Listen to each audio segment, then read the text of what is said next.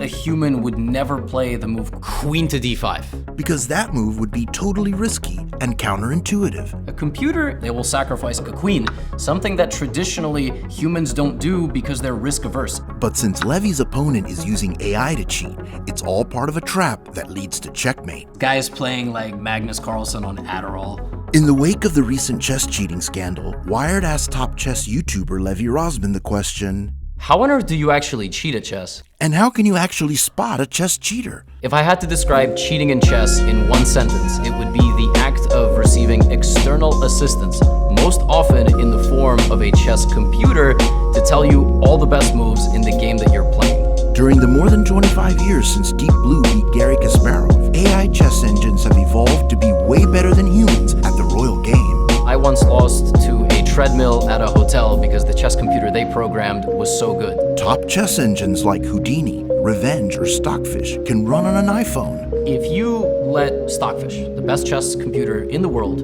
analyze a game from start to finish, we can trust it to say what the best moves are throughout the game, far more accurately than any human could ever come up with. So basically all chess cheaters today are somehow accessing an AI analysis board during a game, and therefore know all the best moves to make in each position. But how can you tell if someone is cheating in person at a chess tournament? Now, I've played hundreds of chess tournaments in my life, only been suspicious of a handful of players, and generally it's a mix of a few things. You have an opponent that seems extremely distracted, maybe a little bit too jittery, looking around a lot, or leaving the board when it's their move. With all eyes on them, how do cheaters access an analysis board?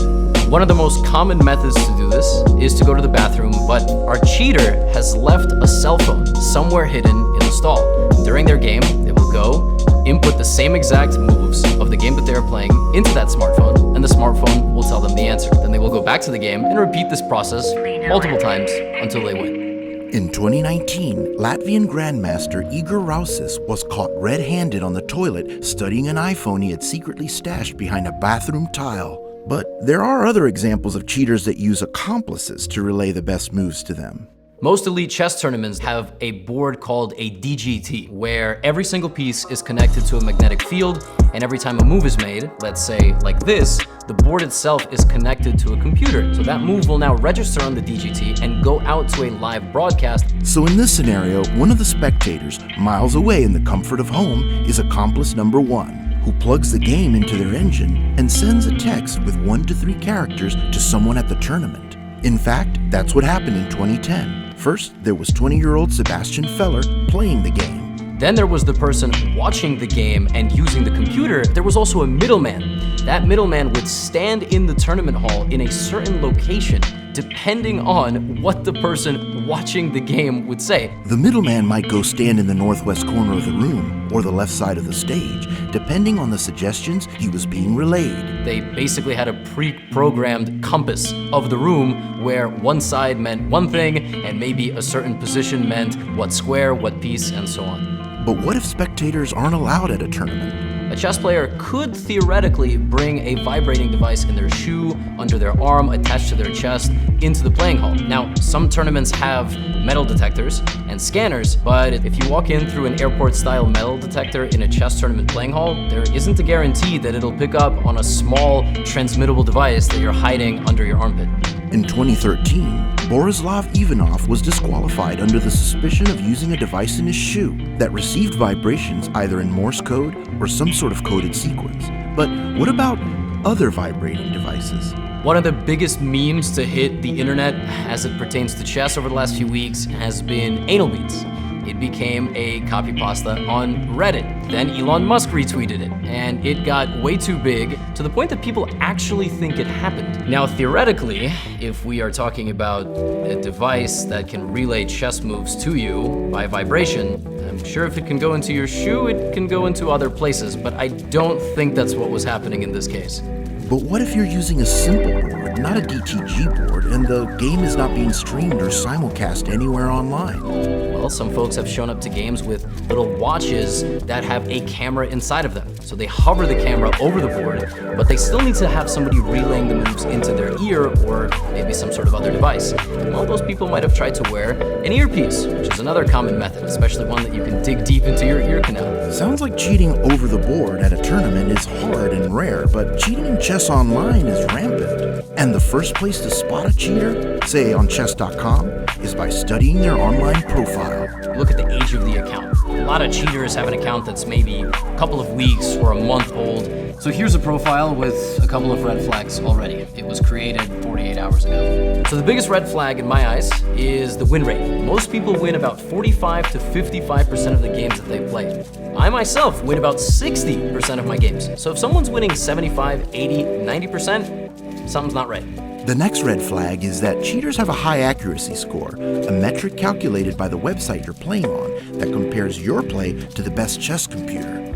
I'm looking at an account right now that was made literally yesterday, got to play only 6 games, but because the average accuracy of their game was 97, 98, 99, 93, 95, 96, even the best chess players in the world can't do that consistently. Another red flag is that a suspected cheater might be beating players with a higher ELO score, a metric from 100 to 3000 or so used to determine your ranking in chess. Like if their rating or their ELO is 1000, they're just clobbering people who are 2000, might have been playing the game for decades. How many rating points have they gained over the last 7 days? Oh wow, they've gained 900? Oh, that seems a little bit suspicious. That's just really not how people grow at the game.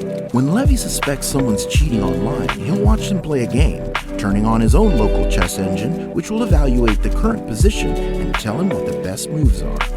When you watch someone who you suspect of cheating, they will most likely make moves that match that first and second line, sometimes the third line as well, of your local chess computer. It doesn't matter what engine they use, what engine you use, 95% of the time the moves will match up. Another giveaway sign that somebody is cheating while they play a game is the fact that they take a consistent amount of time on every single move. You might say, well, they're just thinking about their moves, but no, it always falls into a range. Let's say a person makes their move between 5 and 8 seconds every single time. That's strange. Why? Because if you think about it, that is the process of watching the move happen on the board, relaying it to an analysis board, seeing what that computer tells you, and then coming back. And where this looks really funny is when cheaters don't realize that they have one legal move. Let's say their king is in danger, they're in a check. They can just block the check. They have no other option, but they don't know that because they don't know how to play chess. But apart from these red flags, is it possible to tell if someone is cheating from the unusual or bot-like moves they make? Sometimes the dumbest move in a position is actually the top computer move. Some moves are human moves, and some moves are AI moves. I would consider a move not human and something that only a bot would play if it breaks principles of chess entirely. They will sacrifice a pawn, a knight, a bishop, a rook, a queen, something that traditionally humans don't do because they're risk averse. Computers will because they do see the future better than any human and they don't have any emotions. A computer just finds the best plans. The best grandmasters in the world only evaluate the position about 2 or 3 moves in, but the computer finds that final act.